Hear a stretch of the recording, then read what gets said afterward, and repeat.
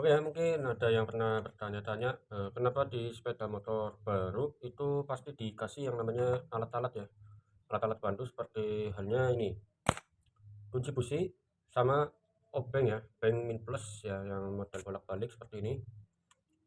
Ini itu fungsinya buat apa?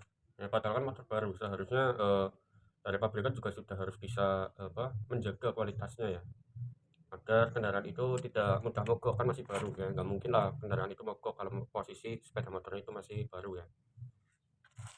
Nah, setelah saya pikirkan, fungsi dari bagian alat-alat ini yang dari tambahan, dari pabrikannya ya, ternyata ini juga tidak berfungsi juga untuk kendaraan yang baru, tapi bisa digunakan untuk kendaraan lama, contohnya untuk menolong. Nah, terus untuk menolong yang bagaimana? Misal kita ini punya kendaraan yang baru ya, dan kita lagi jalan-jalan terus menemukan adanya, apa, orang lain yang lagi kesusahan ataupun motornya itu lagi trouble ya, entah itu motornya mogok ataupun bagaimana. Kita bisa membantu dengan 2 alat ini, ya. Kita bisa membantu dengan 2 alat ini. Misal, di sini itu ada sepeda motor yang mogok ya, di sini ada sepeda motor yang mogok. Nah, waktu itu motornya itu masih jalan normal dan tiba-tiba mogok ya, ini kemungkinan kan pasti businya. Nah, di sini nanti pada bagian kunci busi ini itu sangat berperan penting ya, untuk membuka pada bagian busi. Nah, terkadang ada orang yang menyepelekan dari bagian alat ini. Jadi alat ini itu tidak disiapkan di sepeda motornya masing-masing. Ya, seharusnya ini harusnya ada ya, wajib ada di setiap kendaraan. Karena ini tidak hanya berlaku untuk diri kita, tapi bisa juga untuk membantu orang lain. Nah, misalkan ini kunci busi ya, motor mogok. Kita bisa membuka busi dengan yang namanya kunci busi ini ya. Dan ada bantuan obeng ya untuk mengungkit ataupun menggunakan gagangnya sebagai kekuatan untuk memutarkan pada bagian kunci busi ya. Contohnya seperti ini. Ya. Ini saya mau mengecek busi ya. Dan posisinya ini kalau misalkan kita mau ngecek busi kan ini harus dimasukkan. Nah terus buat memutarnya itu apa? Kita nggak mungkin kalau misalkan nggak ada obeng harus nyari-nyari di tempat ya ataupun menggunakan bahan apa saja yang bisa digunakan untuk mengungkit pada bagian ini ya. Kalau misalkan di jalan itu nemu besi ya, nemu besi panjang mungkin gampang. Tapi kalau nggak ada ya bagaimana mau membuka busi ya, otomatis kendaraan itu harus didorong ya dan mencari bengkel. Nah, di sini ini tuh sangat berperan ya, sangat berperan penting untuk membantu ketika kita menggunakan kunci busi. Contohnya seperti ini ya. Nah, jadi akan lebih mudah jika dua alat ini itu ada semuanya ya, obeng minpasnya ini ada semuanya. Ini untuk obeng bisa buat buka yang namanya bodi ya, kalau misalkan bodinya itu masih komplit. Dan ini kita buka cek businya. Ya. Nah, yang paling penting itu adalah penyiapan yang namanya amplas ya, untuk pembersihan pada bagian busi. Nah, untuk pembersihan busi kan itu nanti diamplas pada bagian mana? Di bagian tengah ini ya. Bagian tengah di sini itu diamplas ya, digosok-gosok terus dibersihkan secara keseluruhan di sini. Dan nanti dicek untuk pengapiannya. Ya, misalkan kita mau membantu orang lain yang dalam kesusahan ya, dalam kesusahan ataupun motornya mogok di jalan akibat busi yang mati. Nah, ini bisa kita cek ya. Misalkan ini udah dibersihkan dan kita cek ya, kunci kontak dinyalakan dan di engkol untuk mengecek nyalanya busi. Nah, kalau posisi percikan dari busi ini itu ada di bagian tengah, ini berarti menandakan sudah normal ya. Tapi kalau misalkan pada bagian busi percikannya itu ada di samping, ini masih dalam kendala ataupun tidak normal. Harus posisi pengapian itu ada di bagian tengah-tengah sini ya. Jadi tidak boleh di samping. Kalau misalkan di samping ya otomatis kendaraan itu tidak akan bisa hidup. Selanjutnya adalah pemasangan ya. Misalkan ini sudah pengapiannya ada di tengah dan dinyalakan.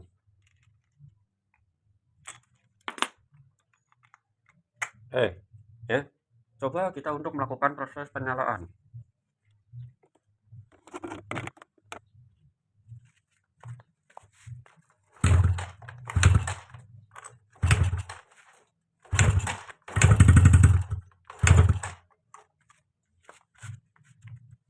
Nah, dari proses penyalaan mesin ini kan agak susah ya. Nah, di sini pada bagian obeng ini juga akan sangat berperan penting ya dalam menyelesaikan masalah di kendaraan.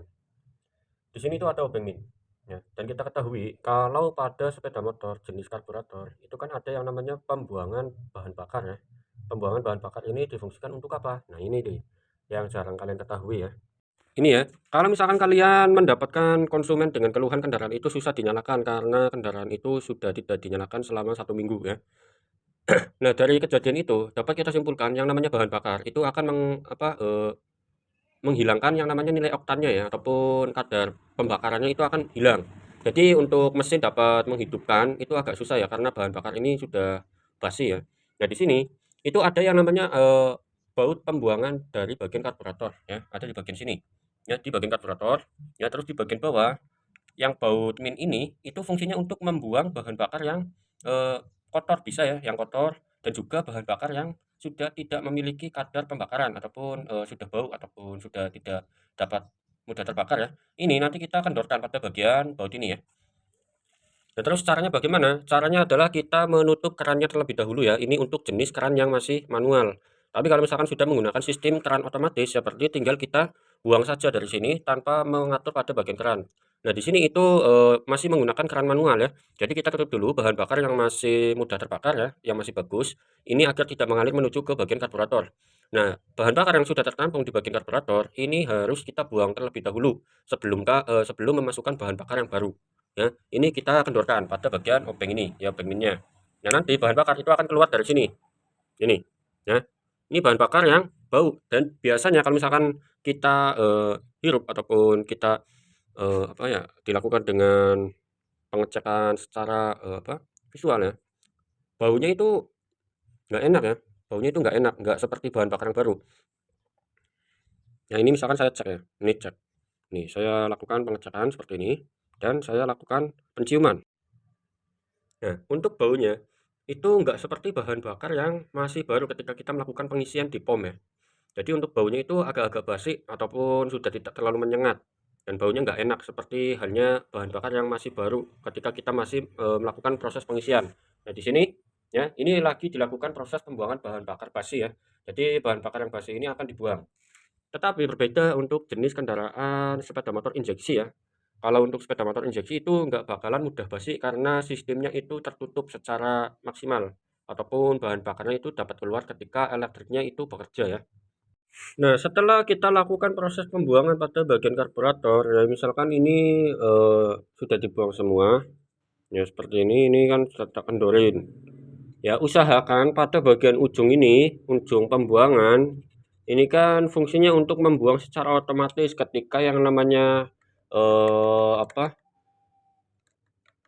pelampung ataupun jarum pelampungnya itu tidak bekerja secara maksimal ataupun terdapat yang namanya kebanjiran ya, kebanjiran bahan bakar, maka akan terbuang secara otomatis menuju ke bagian sini. Ya, dan di sini itu juga difungsikan untuk membuang bahan bakar basi ya, melewati dari kita melakukan pembukaan pada baut ini.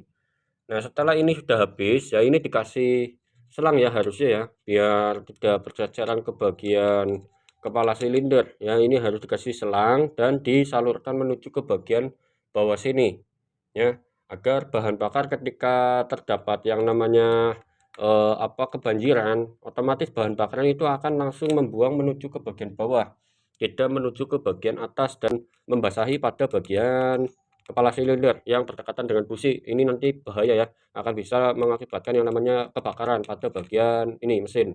Kalau posisi pada bagian ini itu tidak ada yang namanya selang ya.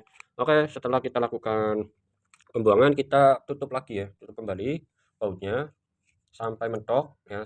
Untuk pengencangan secukupnya saja, dan setelah itu kita buka kerannya agar bahan bakar baru itu dapat masuk kembali menuju ke bagian karburator ya. Jadi kalau kalian itu mengalami kendaraan yang sulit dinyalakan karena sudah lama tidak dinyalakan mesinnya, kalian bisa ya melakukan pembuangan bahan bakar basi dengan cara seperti ini ya.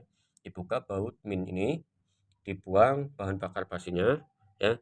Ini kerannya ditutup ya. Terus setelah habis, tutup kembali pada bagian ini ya. Setelah ditutup, kita buka kerannya agar mengisi kembali ke bagian karburator ya. Oke, kita coba lakukan tes ya. Ini kan motor ngebut, sudah lama nggak dinyalakan. Kita coba untuk nyalakan mesinnya ya.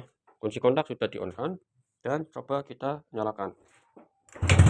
Nah, ini langsung nyala ya. Yang tadinya itu dinyalakan itu agak susah karena apa? Bahan bakarnya itu masih basi ya, ataupun susah untuk dibakar. Jadi bahan bakarnya itu nggak bakaran bisa mengakibatkan mesin itu dapat bisa hidup.